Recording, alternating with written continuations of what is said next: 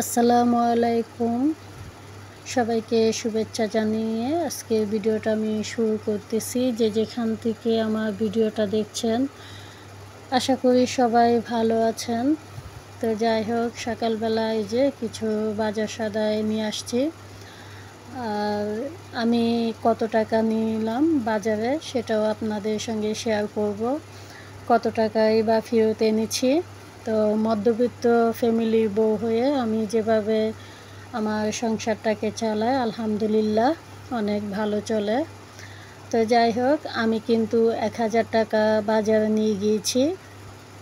আর আমি হিসাব করে চলতে একটু খুবই পছন্দ করি। তো এই যে এখানে কিছু শুকনা বাজার আর কিছু সবজি বাজার এনেছি। তো মাছও এনেছি। তো আমি 1000 টাকা নিয়েছি বাজারে।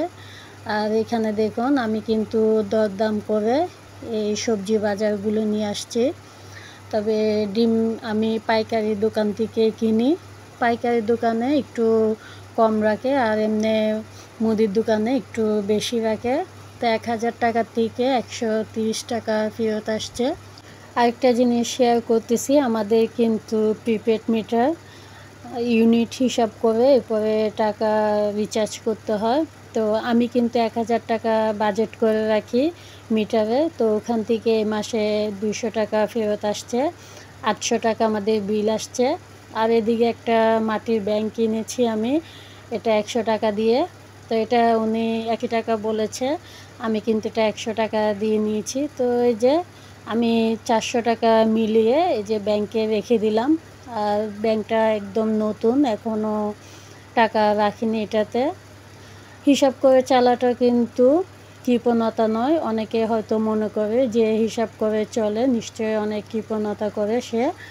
তো আসলে কৃপণতা এখানে কিছু করার নেই। যেহেতু এখনকার যে পরিস্থিতি, জিনিসপত্রের অনেক দাম, ছেলে মেয়েদের পড়ালেখা, এরপর সংসার খরচ, নিজেদের একটা হাত খরচ তো অবশ্যই লাগে।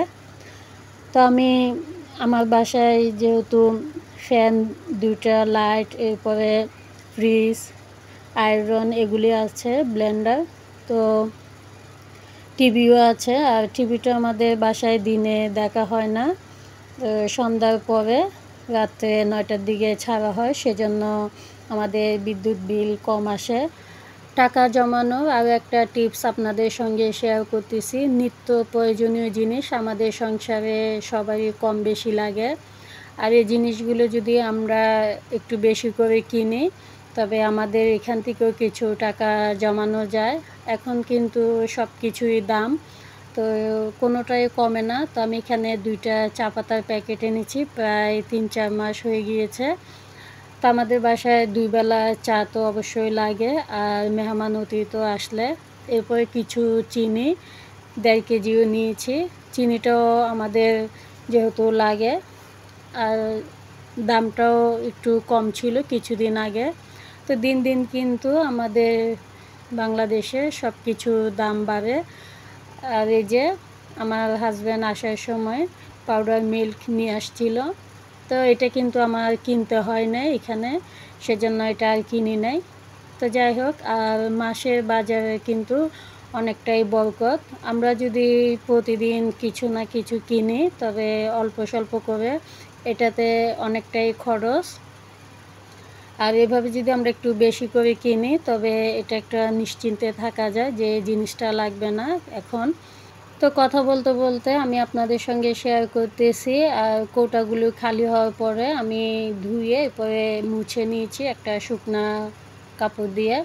তো এই যে পাউডার মিল্ক, এটা আমি ভালো করে একটা পলিথিনে মুখ বন্ধ করে রেখে দিয়েছি।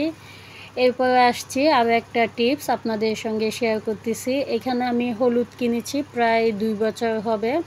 1.5 কেজি হলুদের গুঁড়া আমি গোটা হলুদ কিনে এরপরে ধুয়ে ছাদে শুকিয়ে এরপরে মেশিনে ভাঙিয়ে নিয়েছি।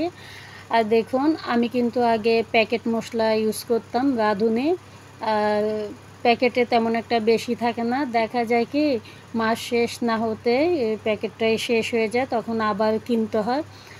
আমি 1000 টাকা নিয়ে বাজারে গিয়েছিলাম। তো হলুদ 1.5 কেজি আর শুকনা মরিচ 1.5 কেজি নিয়ে প্রায় 2 বছর হয়েছে এগুলো আমি ব্যবহার করতেছি। আলহামদুলিল্লাহ প্রায় 2 বছর 2.5 বছর তো হয়েছে।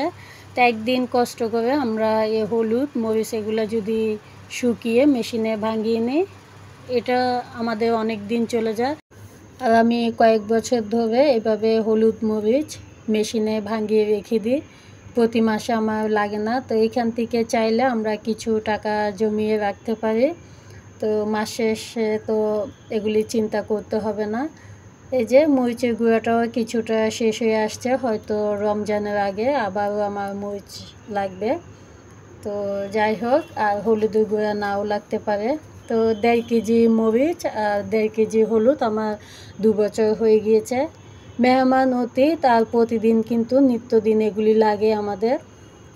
এরপরে আমাদের বাসায় পুঁই শাক অথবা কলমি শাক এগুলি তো অবশ্যই আনি। ছাদ অথবা বারান্দার মধ্যে একটু জায়গা থাকলে আমরা কিন্তু এভাবে শাক লাগিয়ে রাখতে পারি।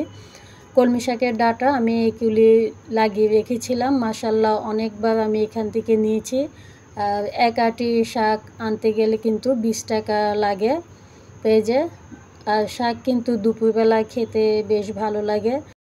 আর আমাদের বাসায় কলমি শাক এরপরে পুঁই শাক এগুলি কিনে আনতে হয় না। তো অনেক দিন আমি কলমি শাক পুঁই শাক এখান থেকে নিয়ে রান্না করেছি। তো এখান থেকে আমি 20 থেকে 30 টাকা জমিয়ে রেখে দিয়েছি। তো এটাও আমার একটা খুবই ভালো লাগার কারণ। তারপরে চলে আসছি রান্না করতে। আমি অফ ক্যামেরাতে এখানে যা রান্না করব সব কিছু রেডি করে নিয়েছি। আসলে মধ্যবর্তী ফ্যামিলি বউরা একটু হিসাব করে চললে অনেক ভালো। আমি যেহেতু একটু হিসাব করে চলি, আমার পরিবারের সবাই বলে যে আমি একটু হিসাব করে চলতে খুবই পছন্দ করি। তো যাই হোক, আমার যেহেতু এখান থেকে কিছু টাকা জমিয়ে রাখতে পারি, এটা আমার কৃপণতা নয়। তো এখানে আমি ভাজিটা করে নিব, আর হলুদের গুঁড়া এখন দিব না, একটু পরে দিব। তো অন্য পাশে আমি এখানে রান্না করব চিংড়ি মাছ দিয়ে দুন্দুল। এখানে যে একটু আদা রসুন বাটা দিয়ে দিলাম, এরপরে মরিচের গুঁড়া। চিংড়ি মাছ দিয়ে দুন্দুল অথবা চিংড়ি মাছ দিয়ে লাউ এগুলি রান্না করলে তেমন একটা মশলা দিতে হয় না। তা আমি ভালো করে কষিয়ে নিব। তো এখন আমি এই যে ভাজিটার মধ্যে একটু হলুদ দিয়ে দিব।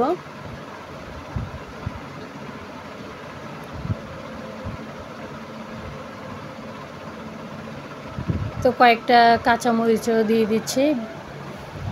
ভিডিওর এ পর্যায়ে এসে আমার প্রাণপ্রিয় আপু ভাইয়াদের কাছ থেকে এবং সাধারণ দর্শকদের কাছ থেকে একটা লাইক চেয়ে নিচ্ছি।